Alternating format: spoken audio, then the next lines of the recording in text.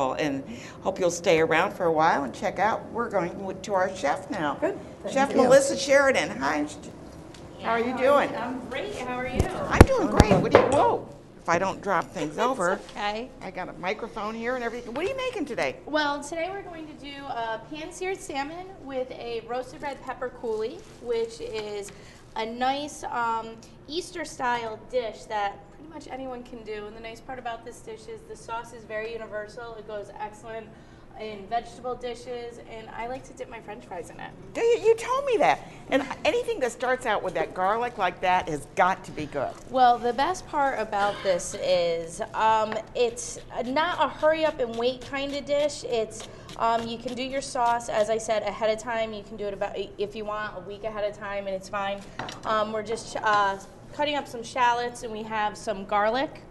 And we just smashed the garlic, and we're putting it right in our pan. If you notice, I don't have any oil or anything in there because there's nothing in there, so you're going to roast it then. Well, we're going to actually steep it with some sweet vermouth. So the flavors are going to build. Now this is like a sweet yet somewhat savory sauce. So you're going to use about a quarter cup or so of the sweet vermouth, and we're just going to bring this right up to a boil. Let it go. Now what does the sweet, because it has alcohol, what that's going to extract? Yes, it'll cook vanilla, out. It pulls those flavors yes, out. and it actually what happens is cooking it this way, the garlic and the shallot will still have the flavor there, but it'll be steeped with that sweetness. So once we start cooking the rest of the sauce and stuff, it'll keep that sweetness, so it won't be that harsh garlicky flavor. It'll be a little milder, a little mellow. Right. Oh, okay. Well, that's that one of our cameras went dead, but that's okay. Oh, We're okay. still good. We got two other ones. So we're just gonna let this come up. Now next what we're gonna do is if you're feeling ambitious, you can always roast your own red peppers. And to do that, you wanna do it over an open flame, just a regular red pepper. Gotta do it over gas fire. Over gas fire, Yeah. set it right on the fire, rub it up. Rub it with oil, a little bit of salt and pepper, and then you're gonna let it steep and My everything. mother used to do that right over the gas, and oh, they smell so good. They smell great, but for TV purposes, we're not going to do that. We didn't bring in a propane tank. No, we did not. I think Proctor's might be a They little might be upset just with a little bit I upset. have set off the fire alarm here before, so we don't want to do that. So I'm just letting this come up to a boil. Now, as you can see, they're starting to cook down and stuff, and you want to get a good smash on that garlic because you want to make sure those flavors really, really build into the garlic. And you're going to be cooking this throughout the show. Yes, so it's throughout the show. So there's really no rush. As I said, total time for the sauce is probably about 10 minutes from the time you start, and it's a great, great, easy sauce. We're just going to let the sweet vermouth reduce by about a quarter to a half, depending. I like it I want a little bit of that flavor in it. Obviously, don't forget the alcohol does cook out. You can start smelling those aromas and the flavors. It's smelling great right here. And it's just garlic, just the garlic and shallots. Give that a little stir. Now we're going to add the red peppers. You don't chop those up? No, I just put them in just like this. I'll rip them up because what we're going to do is we're actually going to puree them after. We're going to puree the sauce. So I love my little immersion. It's my zhuzh. That's what I call it. I love it. It's the best thing ever. So we're just going to put some of the peppers right in. And now we're going to add the leaves of some rosemary. So there's just the leaves, not the stems. Just the leaves, not the stems, because once again, we're going to just zhuzh up this sauce all at once. Where do you get fresh rosemary? At your local Shoprite. Okay, there. Yes, everything here today comes from Shoprite. And actually the seafood... So, I mean, it is available in a produce department. Yes, year-round. And then we're going to add just about a cup of balsamic vinegar. And then we're just going to kind of let this do its thing right on the heat. We're going to bring it to a boil. Of balsamic. Boy, that seems like... Oh, and that's where the vermouth is going to come in, and you're going to get those flavors. And then just about a quarter cup of brown sugar. And that's going to help that sweetness. What a great sauce this is. So we're going to bring this up to a boil, and then we're just going to let it simmer for a few minutes. And then once it simmers for about 5 to 7 minutes, what we're going to do is zhuzh it right up. And as we're zhuzhing it, we're going to slowly mound cold butter into it, and that's going to help tighten, give that sauce that little extra body. I would never think about a combination like this. Well, she's going to be fixing also a salmon dish as well. Yes, and it's going to go right over the salmon. And as I said, it's a great dish for the Easter holiday. Can't wait. Stick around, audience. You know, you might just be able to taste it. Yes. I'm going to go over here and do my next guest, and then we're coming back. You're I'll going be to keep over working. here doing my thing. And while my next guests are coming on to sit onto the set, I am going to go over and see what Melissa's doing. I heard the immersion going there, so I'm assuming that you are cooking up something here. What's going on? Well, right now I'm filleting our salmon, and to fillet the salmon, really the skin does all of the work. You want to have a little, get a little corner, have your knife. You want to use a nice bowling And you can knife. get it off pretty easy? Yes, you just shimmy it all right down, right off, and it comes off just like so. Could you put that in a pot and cook it up and have it make a soup? Well, the Fish thing soup?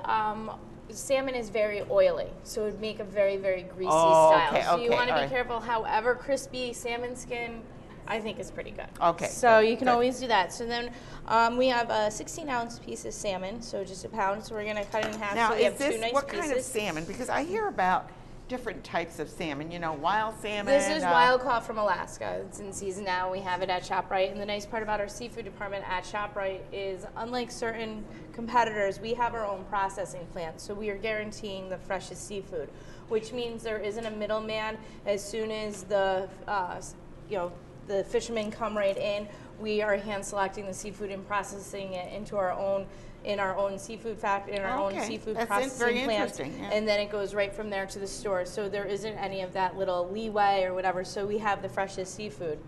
Now, for you. just to back up, you've already made the sauce. I already made the sauce. So what I did is I just zhuzhed it right up with the immersion blender, pureed it, and then we added, we mounted a little bit of butter in it. You can see it has that nice, rich, deep color. Beautiful. Some of that foam still in there. He's just going to get from that on zhuzhing. camera, I guess. There you go. It's really great, flavorful sauce. Can you smell it? I can smell it. It has great, great flavor to it. So of course, we're going to get our pan going here. We're going to put it on about a medium heat. With induction, it's a little different, as we know, because of the pans and everything. So it heats up fairly fast. Is that an induction? This is an induction. So you need special pans for that? You need special pans, yeah. So we're going to add a little bit of oil and some butter at the same time. One, because we want the butter for the flavor, but we don't want the butter to burn. And the oil actually helps in that. We're going to season this really nice with some salt and pepper. And whenever you're cooking, I always like to use the flesh side down. The reason for that being, the flesh side down, like, this is always going to be your presentation side. So whatever goes into your pan first is going to have the prettier color and everything on it. So it makes it nice. So you can see our pans all so you're going nice. to put this side down? Yep, we'll put this side down to Because start. then you'll have that nice brownish. Nice presentation. We're going to have a nice sear on all of the sides, but the pan's the hottest at this point because it's going to heat up, but once we flip it and stuff, so And it's what just going to be temperature? nicer. It looks like you're up there. We're up there, but it's just for this Searing. reality. You want a nice sear. We're fairly high. 425, by the way. Medium high heat, say.